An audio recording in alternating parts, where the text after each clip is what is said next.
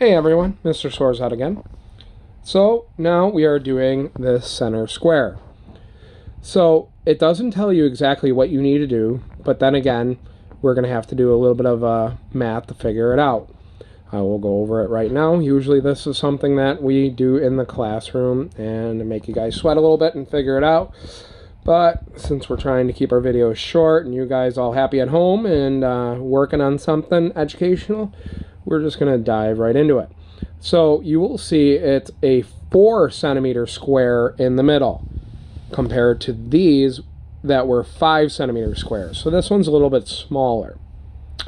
And just like we did prior, you're going to take that 4 centimeter square and deduct it from your 15 centimeter width, and you'll deduct it from the 15 centimeter width river, which you'll realize then you'll have the same equal spacing on all 4 sides, so this one is a perfect square.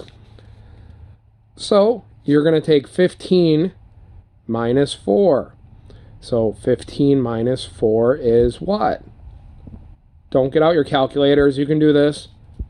Alright, so 15 minus 4 is 11. And then if we equal space it, we're dividing by 2. So 11 divided by 2 is 5.5 centimeters. And that would mean it's 5.5 centimeters this way, 5.5 in, 5.5 in, and 5.5 in. I will show you now on here. I've already done my 5.5 dots. So what I like to start off with is put my line right here. And I'm going 5.5 centimeters in, and then 5.5 centimeters in.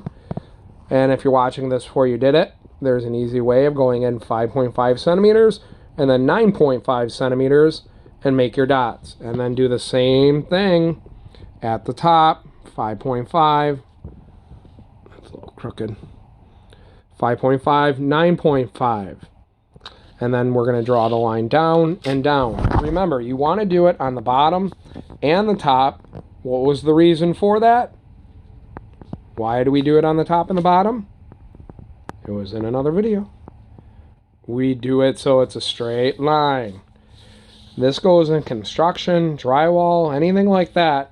When you're trying to do accurate drawings, you want to make sure your lines are perfectly straight. And that's how you would go about doing it. Measure at the top and the bottom and then draw your line. And check, make sure your numbers are good before drawing your lines. Again, you should be using a pencil for this. I'm going to pause and do this. Hold on one moment. Wow, just like that, it's already done. So all I did was I took my ruler and I put it right here in the beginning. And I went 5.5 centimeters and I did a mark going across in the opposite direction. And then same thing, 9.5. And then I repeated that right here. So now you're going to want to draw your lines over. And just like that, it is done. So you will see now we have all 3 squares. You're going to want to erase these extra guidelines right here and right here.